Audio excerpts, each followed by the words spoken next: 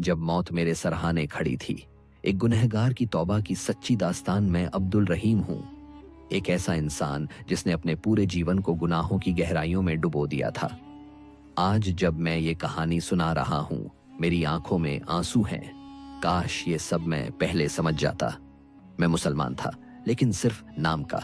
नमाज, रोजा, हया, तौबा, ये सब अल्फाज मेरी जबान से गायब हो चुके थे। दुनिया की रंगीनियां, दोस्तों की बुरी सोहबत और हराम लज्जतें, यही मेरी जिंदगी थी। मेरी माँ एक पाक औरत थी। वो हर रात मेरे लिए सजदे में गिरती थी।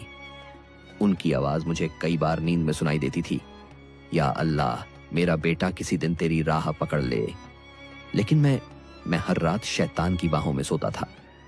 एक रात जब मैं बहुत तेज बाइक चला रहा था, शराब के नशे में चूर, दोस्तों की हंसी कानों में गूंज रही थी, अचानक एक ट्रक सामने से आया और मेरी आंखों के सामने अंधेरा छा गया। जब होश आया तो मैं अस्पताल में था। मेरा बदन टूटा पड़ा था और मेरे बगल में एक अधेड़ उम्र का शख्स तड़प रहा था। वो बार बार कह रहा था, या रब, मुझे माफ कर दे, मुझे दोबारा मौका दे। और फिर अचानक उसकी सांसें थम गई। मैं वहीं बैठा कांप रहा था। मौत को मैंने पहली बार इतने करीब से देखा था। मैं समझ गया था, मौत इतनी दूर नहीं जितना मैं सोचता था। माँ मेरे सिरहाने बैठी थी। उनकी आंखें सुर्ख थीं, लेकिन होठों पर तस्बीह चल रही थी, या लतीफू, या रहमानू, या हादी। मेरे दिल में एक डर बैठ गया। मैंने पहली बार रात को तन्हाई में रोते हुए अल्लाह से कहा, या रब, तूने मुझे मौका दिया, क्या तू मुझे माफ कर देगा? अगले दिन मैंने सब कुछ छोड़ दिया। वो दोस्त, वो गुनाह, वो मांझी। मैं मस्जिद गया, वहीं जहां से मैं भागा था। वहीं बैठा और सिसकते हुए तौबा की, या अल्लाह, मैं लौट आया हूं, अब तू मुझे न छोड़ना। जिंदगी ने एक नया रुख ले लिया। अब हर सुबह की शुरुआत वुजू से होती, हर रात सजदे में गुजरती।